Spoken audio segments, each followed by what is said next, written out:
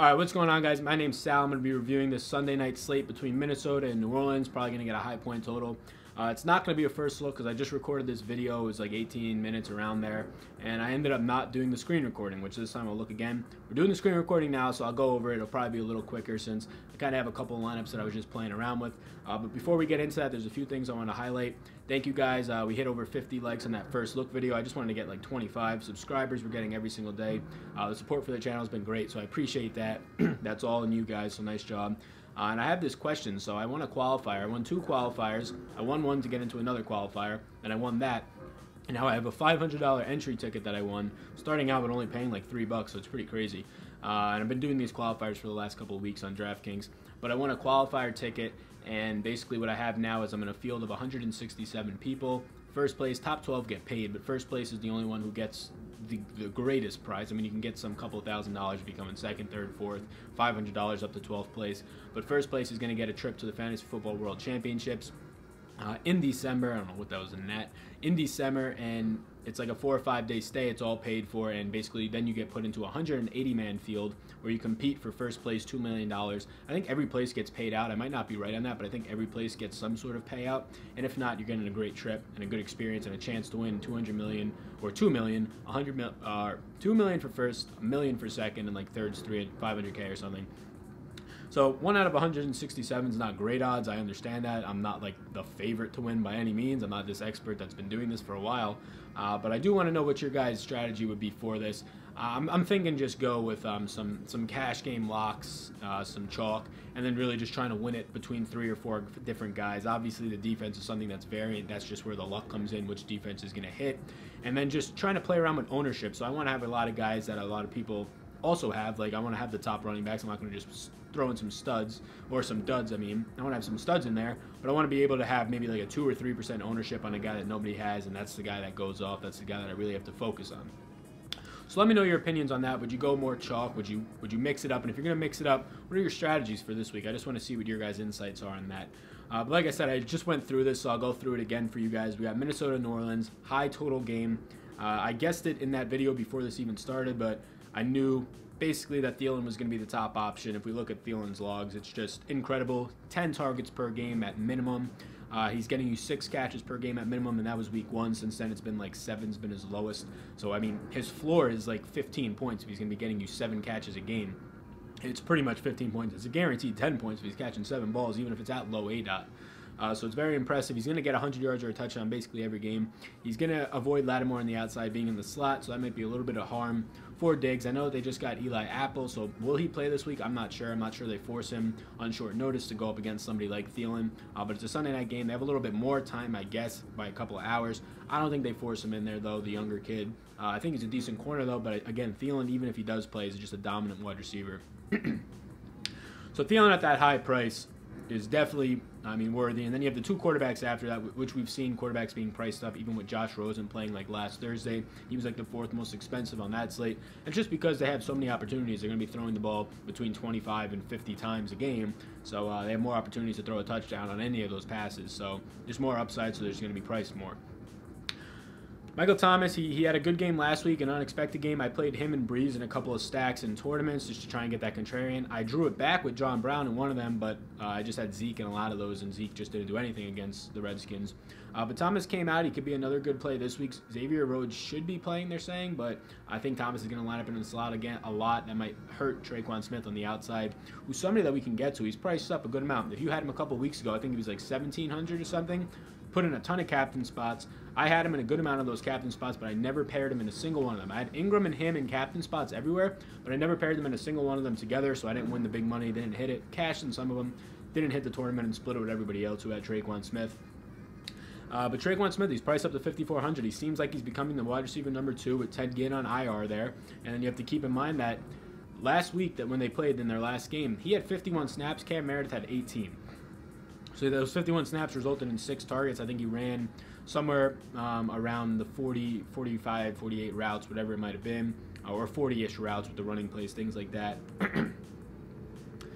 So Traquan Smith priced up. Cam Meredith, though, I think he's a great receiver. I think he was good on the Bills. I think his ACL tear obviously sets him back. But when they were on Monday Night Football, when Breeze broke the passing yards record, he looked good. 5 targets, 5 catches, 71 yards in a game where they didn't really need to pass the ball. He was coming out of the slot looking great. He caught a deep ball. Traquan had only 3 targets, 2 for touchdowns. That's what everybody remembers. But Meredith did good. Then the next week's against the Giants, his snap count kind of went up a little bit, but he didn't get as many targets, didn't produce as much. I mean, Traquan really didn't either. But we get Baltimore last week, nothing, not a single target. His snap count, he's only playing 18 snaps, 51 for Traquan. It just seems like something happened, whether something in the locker room, whether he tweaked that injury again. Maybe it was just a matchup issue. I'm really not sure, but it seems like Traquan's the guy taking over. If we want to look at value on this slate, the kickers are great options in a high total game. We saw that happen with the Packers and 49ers last Monday night. Both kickers basically won it for you. If you played the tournament, you split it with all the other people, but you won it. You turned a decent profit off of your buy-in. But the guys that I like down here, Taysom Hill, I know that he's getting some run in the red zone, like a couple of plays. I think he scored a touchdown one week on that Washington week, I believe. Yeah, he did. But nothing I want to start at all. His upside's literally a 1 to 5 yard touchdown probably. But I like Laquan Treadwell as a wide receiver 3 for the Vikings. I like him a lot in this situation. Sure, he's only going to get a couple targets a game, but if you want to put somebody in a captain spot for a tournament, I'm not going cash with this, but if you put somebody in a captain spot like this, 2,600 opens up a lot for you price-wise. You can now come up here, fit Thielen in if you want to fit Thielen in. You want to go Breeze, you want to go Thomas, you can get all these guys in there. You can come back down here now. You have 7K still to spend. So if you wanted to go Rudolph, who's a high upside low guy, you can come up and you can get Diggs. So you can do something like that. If you want to go even lower, you can get up to Kamara. If you'd rather start Kamara, if you want to go a kicker instead of Rudolph. So you can do something like that if you want to go value with Laquan Treadwell. Another thing to do, we just saw Meredith priced low. Maybe that was just a matchup week. Maybe there was some issue going on with his injury. He practiced in full today. He practiced in full on Thursday.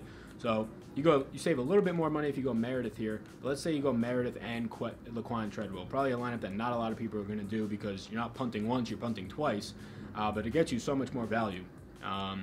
Meaning you could start literally every single one of these guys up here now. So now you can get both receivers, both number 1 receivers, both number 1 quarterbacks, or both quarterbacks, both number 1 receivers on each team. And then you get basically the number 3s, maybe the number 2s if Meredith's still there. It doesn't seem like that the last few weeks, but you get both number 3s, both number 1s, and both quarterbacks. In a game where there's going to be a lot of points, you basically then just have to hope that it's a shootout. Meaning that there's not going to be a lot of rushing touchdowns for somebody like Latavius Murray, who's priced up to $6,800. I think that's his captain price. No, that's his actual price. $6,800 is pretty expensive. He's done great the last 2 weeks. He just doesn't catch the ball. So maybe there's upside there in a tournament because not a lot of people will put him in that spot because he doesn't catch the ball. But these last 2 weeks, I think a lot of casual players are going to see that game log and say, let's put him in the tournament. He's a guaranteed 25 points. When we all know that Latavius Murray is not a guaranteed 25 points. He's not even guaranteed 15 points unless he scores a touchdown or 2. So because he doesn't have the PPR value, I'm probably not going to play him a lot at all. Maybe take a flyer on him in one tournament lineup, but to be honest, I'm probably not going to play him. Traquan Smith, Big Play Trey, right? So we got Big Play Trey here. I don't know if that's his nickname or I just came up with that on the spot, but trademark Big Play Trey. So Big Play Trey, Traquan Smith, he caught those 2 touchdowns. He's getting limited targets, but he's playing a little bit more on those snaps, like I said, in front of Cam Meredith. Again, this is a guy you could build a lineup around if you want to go middle of the pack, and then you can get some kickers, something like that, in order to kind of get it back up to value if you played somebody in Traquan's value, which his price is going to be, $8,100. So that's a decent price for a captain. It limits your upside with value like you can get here with all these top guys. You can also come off of him as captain. You can go back to somebody like Treadwell in this situation at captain spot. So if we went Treadwell at captain spot, 2,700, I thought you might be able to afford a kicker. You're not going to. Saints defense, if you're not going to go Meredith here, Saints defense, I don't want to play either defense in this game, but if you want to squeeze them in as a contrarian play, that's good. It's definitely an option. But we saw, like, it just takes one guy to blow up. Even by blow up, literally catch 2 balls for 2 touchdowns, i.e. Aldrick Robinson a few weeks back in that high-scoring Rams game that was on Thursday Night Football. Literally caught only 2 balls. Got you 17.3. In the captain spot, he got you over 25 points. And basically, if you started him that week, you ended up winning the tournament. You split it with a lot of people, but you won the tournament. I think he was only $1,200 that week. So his captain spot price was $1,800. You fit basically every other person in there. You fit Cooper Kupp in there. You fit Jared Goff in there. You fit every single other person in there. Kirk Cousins, whoever else went off that game, probably Thielen. So that's just an option to go for sure. The next thing I want to look at is if you want to go Adam Thielen, right? He's at 100 yards every single week. He's the most expensive guy in the slate, but 100 yards every single week is basically guaranteed to get you at least 6 catches. That's what we've seen on his floor at 10 targets. Yeah, he's going to come down to earth one week, but it says come down to earth against the Saints, who if he's playing in the slot, even if Eli Apple is playing, they don't have a great number 2 cornerback. Sure, Eli Apple's an upgrade, but he's definitely not no star that's going to stop somebody like Thielen. He's getting the targets. So is Diggs getting targets too out there. There's basically the only 2 guys they throw to, besides sometimes throwing to the likes of Kyle Rudolph and maybe Laquan Treadwell a couple times a game. You know where the production is going to be going. So if you wanted to go Adam Thielen, if you wanted to build a cash game lineup quick, you're probably going to have to go with a kicker to go down if you want to get any other value. So we can go Lutz here. And like I said, if you played the kickers in that Packers 49ers game, it definitely worked out for you. So if we go Lutz here, you can come up to somebody. Let's see, you have 7K to spend, so it's definitely not bad. Let's say, can we get Kamara in this lineup too to differentiate ourselves even more? I think a lot of people with that split. Kamara had a good amount of work last week on the ground. He's getting no work in the passing game, though, these last few weeks, which is scary with Ingram out there, just less snaps in general. But maybe if they're playing behind this week, they have him out there more. He's running the ball, so that's definitely good. Can we fit to Stephon Diggs as well? I like playing both of these guys in a high-scoring game. Maybe. We're going to have to go down here, so do you fit in one of these guys for value? Cam Meredith to get the other side of it. And then maybe you come up to Ingram. And like I said here, so we can see these tiers here. So if you clear everything, you can see this first tier here in the 5 digits range. Maybe you throw Michael Thomas in there. Then you see this second tier here from 9K to 9,000. Mark Ingram's in like a tier of his own at 7,200. The only player we see that's playable around there because you have all these backup QBs. And then you get into the under 5,500 range. And then you get into that kicker and defense range.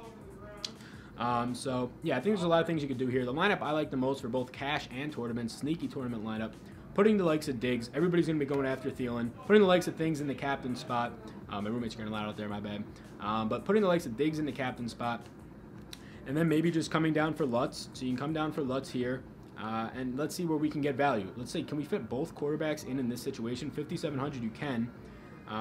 Let's get Meredith in here to see what we can do then. 9,300, you can get up to Kamara.